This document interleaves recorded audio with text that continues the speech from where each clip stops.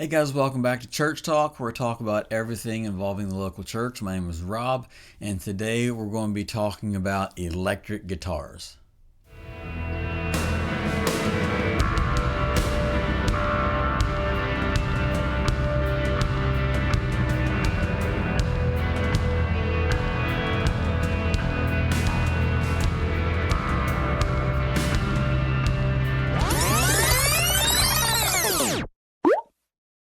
Alright, thank you guys for watching the video. Today we're going to be talking about electric guitars and how to become the best electric guitarist you can be for your worship team or for your worship band. 3 tips I want to give to electric guitarists. Tip number 1, practice, practice, and practice. To become good at anything, you've got to do it a lot. So we got to practice a lot. And I said this on another video, and I'll say it again, and I'll continue to say it, is that practice makes permanent. Practice doesn't make perfect, but when you practice what's correct, you practice something correctly, then your technique and what you're doing will become permanent. It becomes your second nature. And so when you practice something correctly, and you practice it and you practice it and practice it, then when you go to do it, it becomes simple. It becomes, you just do it because you've done it so much. You've developed muscle memory. You've developed your ear. You've developed all these things that you need, the techniques that you need to do that thing, no matter what it is. But in this instance, we're applying it to your electric guitar. So practice, practice, practice, and practice correctly. Practice the correct way. And when we say practice correctly, a lot of times we want to go into practice, we want to practice things full speed and do all these riffs, and we're messing up, and we're trying to. If you slow down and you figure out what the part's supposed to be, whether you're playing by tab or you're playing by ear, none of that really matters. That is a method of,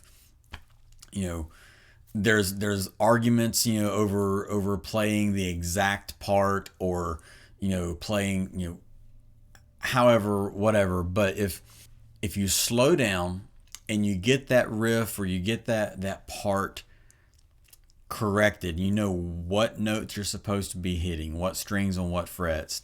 You slow down and you get it. You get it slow, and then you start to speed it up. Then you start to speed it up more, and you start to speed it up more. And before you know it, you're at the correct timing. And then if you can speed it up a little bit more and do it faster, then when you slow it down to the correct time, it becomes even that much easier. Much like somebody with a donut on their baseball bat, where they're swinging their baseball bat with a donut on it. If you don't know what a donut is, it's a weight for a baseball bat that looks like a donut, but you put that on your baseball bat and you're swinging it, makes the bat much heavier. So just as you're practicing swinging, just stretching yourself out before you get up to bat, then you take that donut off. Now your bat feels a whole lot lighter. So that same swing that you have is a more powerful swing. In that same sense, when you are practicing on your guitar and you speed things up and you can do it really fast, then when you bring it back down to the correct tempo and the correct speed, well, now it seems like it's a little bit easier because you've already practiced it in a more difficult manner, if that makes sense. So tip number 1 is practice, practice, practice. Tip number 2, you don't need to overdo it. So many times electric guitarists, they just love to shred their guitar, like I was saying in the practice part, you're speeding things up really fast because number 1, it's a good exercise, but it's enjoyable as well. You like to play with speed. A lot of times we don't need that so much in worship music. We need what fits the song. And there are times for that, but most of the time we don't need all of that in an electric guitar. We need parts, we need riffs. Now if you're playing on a CD and you're gonna, a track, you're gonna put a track out for, you're gonna release some music. Yeah, I think there's more more times than that we can put solos and things like that in. But when you're leading in church, many times a solo isn't really needed. But there's times for it, and we do it as well. I'll look over at my son who plays electric, and I'll give him a nod like, yeah, go just play for the Lord. There are times for that. So I'm not saying don't do it. What I'm saying is don't overdo it. Just because you can doesn't mean that you have to all the time. I've heard people say, less is more. That is very true. We need to play what is fitting of the song. And really, whether that's on any instrument, no matter what instrument you're on, less is more is most of the time is a very accurate statement. But especially for this video, we're talking about electric guitars. And so we don't need to be shredding our guitar all the time, playing solos over top of every other instrument and over the vocals. So don't overdo it. Tip number 3, play with the band. Listen to what other people are playing. We had a service the other day where I was listening to, one of my sons was on the keyboard and one was on the electric guitar, and there was a part that Michael was playing on the keys, and Andrew was like, hey, do you mind if I just match you on that part? Because I'm used to playing that same thing. And so now that they're playing together, they tried to see how it would sound with them. And it sounded great when they would match each other. But many times you don't match each other all the time. On that specific part, it worked out. I think it was great. But many times we want to play different parts and fill that song out, make it bigger musically. And if you are used to like playing by yourself all the time, you're practicing, say you're just practicing with a click so you stay in time, or you're just practicing by yourself, you are filling every single part of the song because you want to hear everything. And that makes sense. So the one good thing about like multi-tracks is that you can practice along with a band and take the track out that you're doing. Now, I'm not a big fan of multi-tracks while we're playing, while we're leading, and I'm also not a big fan of it when you have to do that specific part all the time.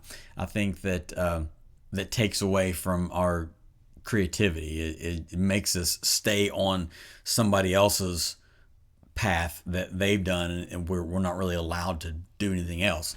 But I do think that it's a really good method to be able to practice too. So if you can drop the guitars out of a mix and then you put your guitar into it and play along with that song, I think that's a great tool to be able to learn parts and to learn how not to overdo something.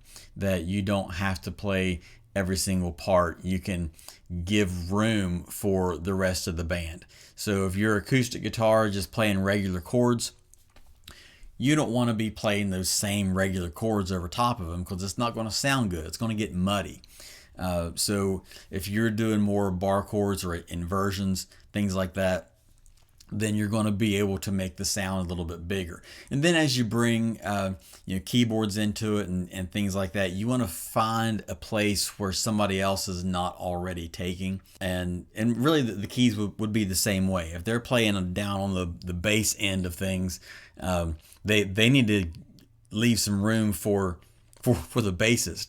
And if they're playing right in dead center all the time and that's all the time where they're at, then they're kind of in the same space as the acoustic guitar.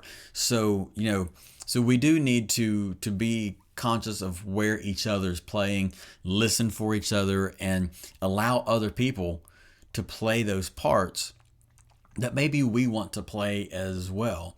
And like, I'm not going to step on them. I'm going to figure out, I'm going to play this other part. And that's a give and take. There are parts like, man, I really like to play that part.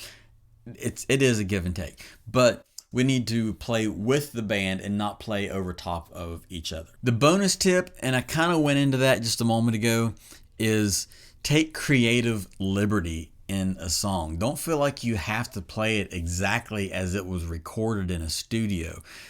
For a few reasons. Number one, you're not a studio musician. Now, maybe you are. Maybe you are the quality and you have the talent to do that, and that's great. But many times on a worship team, we're comparing, our volunteers who only pick up their instruments on the weekends to people who are playing them every day for a living. So you know that the practice and the skill level is going to be higher with that professional than it is with those of us who are volunteers. And there's nothing wrong with that. We can be at a professional quality and still be a volunteer. But many times we may not be at the same level as that studio musician who's doing it for a living. So we're trying to match that studio musician, and we're finding it really difficult.